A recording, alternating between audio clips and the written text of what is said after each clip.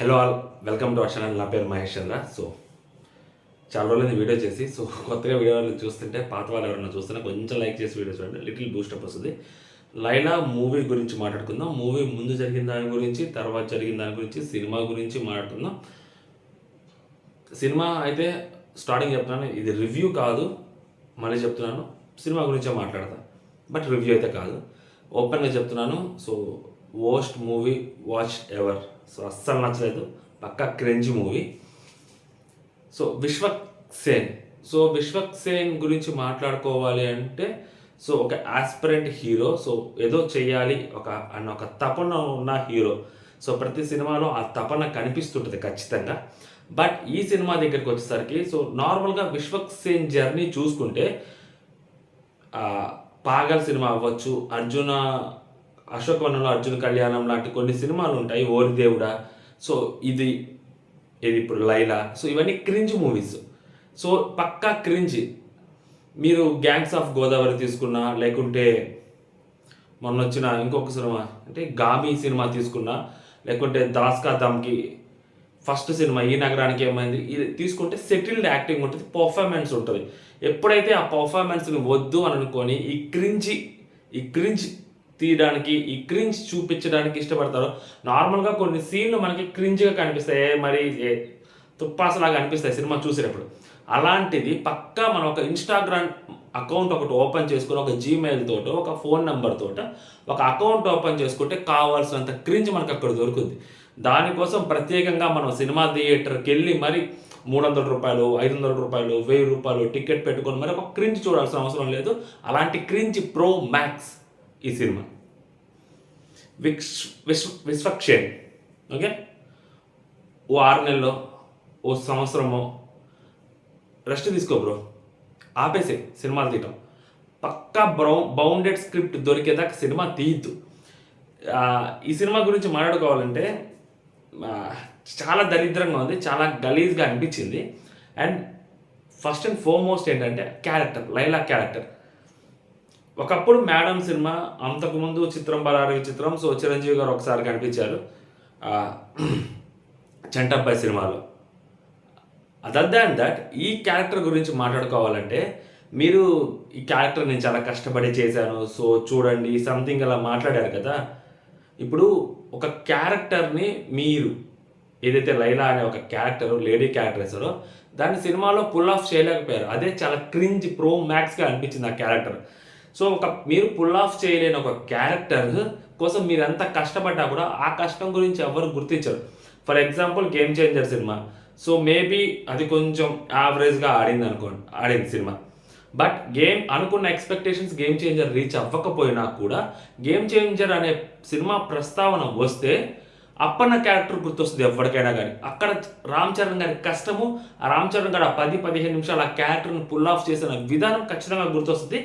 అరే సినిమా అనవసరంగా సినిమా పోయినందుకు బాధ కంటే, సినిమా యావరేజ్ అయినందుకు ఉన్న బాధ కంటే, మంచి క్యారెక్టర్, అరే మంచి సినిమాలో పడుంటే బాగుంటుంది అని ఆ క్యారెక్టర్ను ఓన్ చేసుకున్నప్పుడు ఆ క్యారెక్టర్లో కోసం ఆయన పడిన కష్టం గురించి డిస్కస్ చేస్తారు.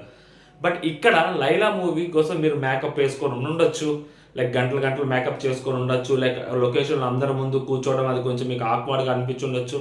లైక్ అందరూ దాన్ని చేయలేకపోవచ్చు. బట్ మీరు ఆ క్యారెక్టర్ సినిమాలో ప్రజెంట్ చేసిన విధానం ఏదైతే ఉందో అది చాలా వోస్ట్గా అనిపించింది నాకు.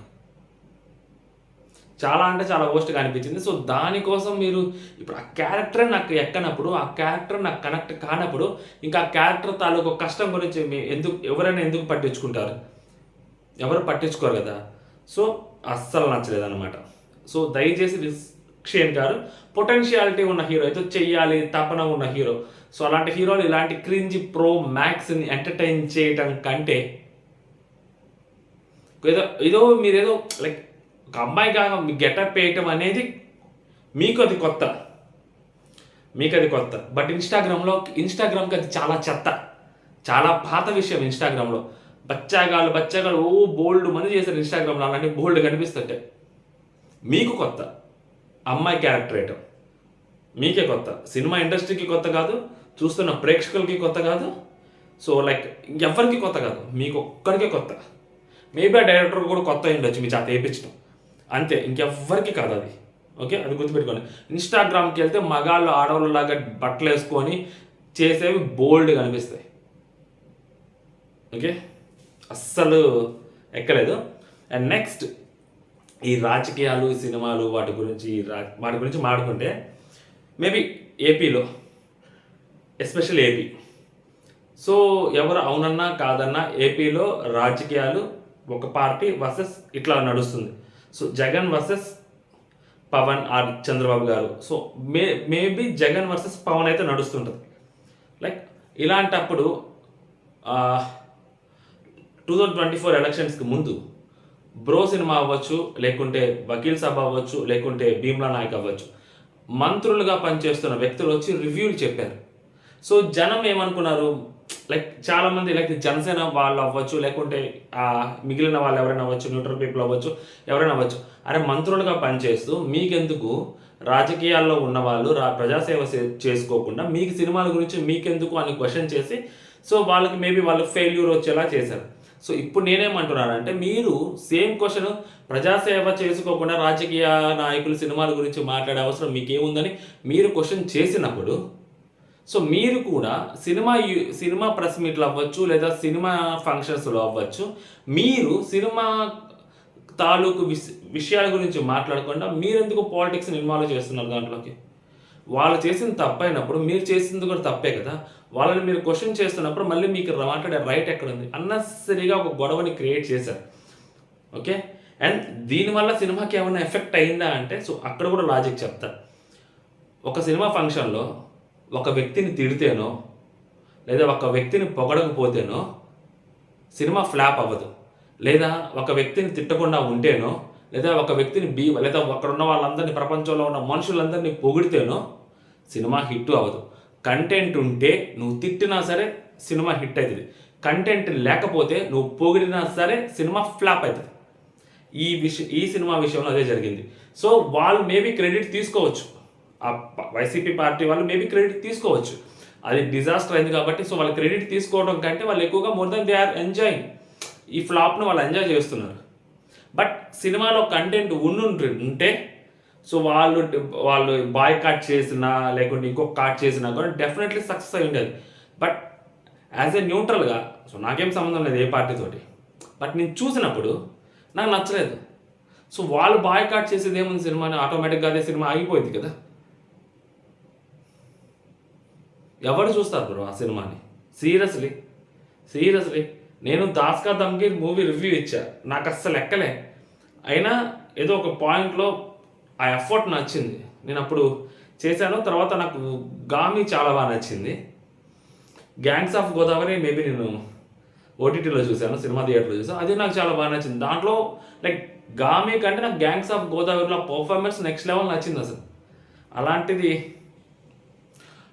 ఒక స్థాయికి వెళ్తున్నప్పుడు మన క్యారెక్టర్ని మనం మెచ్యూర్డ్గా మలుచుకుంటూ ముందుకు తీసుకెళ్తున్నప్పుడు మళ్ళీ 10 మెట్లు ఒక్కసారి కిందగా దిగి ఎవరో కొత్తగా వచ్చే ఒక అప్కమింగ్ హీరో కూడా చెయ్యని క్యారెక్టర్, చెయ్యని ఒక స్టోరీని తీసుకొని ఆల్రెడీ ఎస్టాబ్లిష్ అయిపోయి తెలంగాణలో అవ్వచ్చు, ఆంధ్రాలో అవ్వచ్చు, ఒక ఫేమ్ అంటూ క్రియేట్ చేసుకొని మాటలతో అవ్వచ్చు, ఇంటర్వ్యూస్ వల్ల అవ్వచ్చు, లేదా సినిమా కంటెంట్ పరంగా అవ్వచ్చు, ఏదో కుర్రా ట్రై చేస్తున్నాడు అనే వ్యక్తి సడన్గా 100 మెట్లు 10 మెట్లు కిందకి జారి లైలా అనే సినిమా తీయటం అనేది ఫూలిష్నెస్, పక్కా ఫూలిష్నెస్. నేను ఇప్పుడు సినిమా ఇలా తీయాలి, అలా తీయాలి, ఈ యాంగిల్లో పెట్టండి కెమెరా, సజెషన్ కెమెరా ఇక్కడ పెట్టండి, జిమ్మిని ఇలా వాడండి, ట్రాక్ నేను చెప్పట్లే. But what I'm trying to say is, Vishwaksen అనే వ్యక్తి పొటెన్షియల్ గల హీరో, అర్థమవుతుంటుంది కదా. గామి చూసినప్పుడు గామి లాంటి ఒక సబ్జెక్ట్ని అతను పుల్ ఆఫ్ చేయగలిగాడు, కంప్లీట్ స్టోరీని పుల్ ఆఫ్ చేయగలిగాడు ఒక హీరో. అలాంటిది ఒక చిన్న క్యారెక్టర్ని పుల్ ఆఫ్ చేయలేకపోయాడంటే అది క్రింజ్. అది జెంట్స్ లేడీస్ వేషం వేసుకొని సినిమాలు చేయటం అనేది ఒకప్పుడు ట్రెండ్, అది ఒకప్పుడు చాలా కొత్త విషయం. మళ్ళీ చెప్తున్నాను కదా, సోషల్ మీడియాలో అది అకౌంట్లు లక్షల్లో ఉంటున్నారు సబ్స్క్రైబర్లు వాళ్ళకి. అలా చేసే అమ్మాయి వేషం వేసుకొని రీల్స్ అవి చేస్తూ ఉంటే వాళ్ళకి లక్షల్లో ఉంటున్నారు ఫాలోవర్స్. సినిమాకి పనికిరారు. వాళ్ళు మళ్ళీ సినిమాకు ఓటీటీ కంటెంట్ బ్రో, సినిమాకి వర్కౌట్ కాదు. క్రింజ్ కంటెంట్ ఇలా సోషల్ మీడియా ప్లాట్ఫామ్స్ వరకు మాత్రమే పరిమితం చేయండి. సినిమాల్లోకి తీసుకురావద్దు, దయచేసి సినిమాల్లోకి తీసుకురావద్దు. సినిమాల్లోకి తీసుకురావటం వల్ల సో మేబీ చూసే ఆడియన్కి మేబీ ఇప్పుడు నేను వెళ్ళాను సినిమాకి, నాకు 130 రూపాయలు ఏమో బొక్కబడింది. That's it. నాకు 130 రూపాయలు బొక్కబడింది. నా ఫ్రెండ్ గారిని కూడా తీసుకెళ్ళాను కాబట్టి వాడి వాళ్ళ ఒక 250 రూపాయలు నాకు బొక్క, అంతే. నాకేం పెద్ద ప్రాబ్లం లేదు. నాకు 260 రూపీస్ ఓకే ఫైన్, తట్టుకోగలుగుతా, 260 రూపాయలే కాబట్టి. మీకు ఆ సినిమా ఎంత బొక్క పెట్టుద్ది, మీ మార్కెట్కి ఎంత బొక్క పెట్టుద్ది అనేది మీరు ఆలోచించుకోవాలి. 1 కోటి రూపాయలు, 2 కోట్లు, 3 కోట్లు, 4 కోట్లు తీసుకునే మీరు ఈ ఓపెనింగ్స్ చూసిన తర్వాత, ఈ సినిమా రిజల్ట్ చూసిన తర్వాత నెక్స్ట్ సినిమా మీకు ఎవరైనా ఎంత ఛార్జ్ చేస్తారా? చేయరు కదా. ఎంతోమంది తగ్గించుకుంటారు కదా. ఆ నష్టం మీదే కదా. సో ప్రాపర్ సినిమా సెలెక్ట్ చేసుకుంటే ఈ నష్టం మీరు దీన్ని లాభంగా మార్చుకొని మీకు మంచి డబ్బులు ఎక్కువ తీసుకునే ఛాన్స్ ఉంది కదా. సో చాయిస్ మీది. నేను అన్ని సినిమాలు చేస్తాను, ఈ సినిమా చేశాను, అన్ని సినిమాలు చేయడం వేరు, ఈ సినిమా చేయడం వేరు. అసలు మీరు క్యారెక్టర్ని యాక్సెప్ట్ చేసినప్పుడే విశ్వక్షేణ్ అనే వ్యక్తి మైండ్ సెట్ ఏంటి, ఎలా ఆలోచిస్తున్నాడు అని చూసినప్పుడు ఓకే మేబీ దీనిలో కూడా ఒక నిబ్బా ఉన్నాడా, సారీ టు సే దిస్ అని అనిపించింది. సో కొంచెం బెటర్గా, ఇంకొంచెం బెటర్గా థింక్ బిగ్ అని కూడా చెప్పట్లేదు, అట్లీస్ట్ నార్మల్గా ఆలోచించండి. బియాండ్ దట్ ఆలోచిస్తున్నారని మీరు అనుకుంటున్నారు, బట్ అవి ఇన్స్టాగ్రామ్లో కూడా కనిపిస్తున్నాయి మాకు. మీరు తీసుకొచ్చే కంటెంట్ మూవీ థియేటర్ అనే దానికి ఒక రెస్పెక్ట్ ఉంటుంది బ్రో, సీరియస్గా ఒక రెస్పెక్ట్ ఉంటుంది.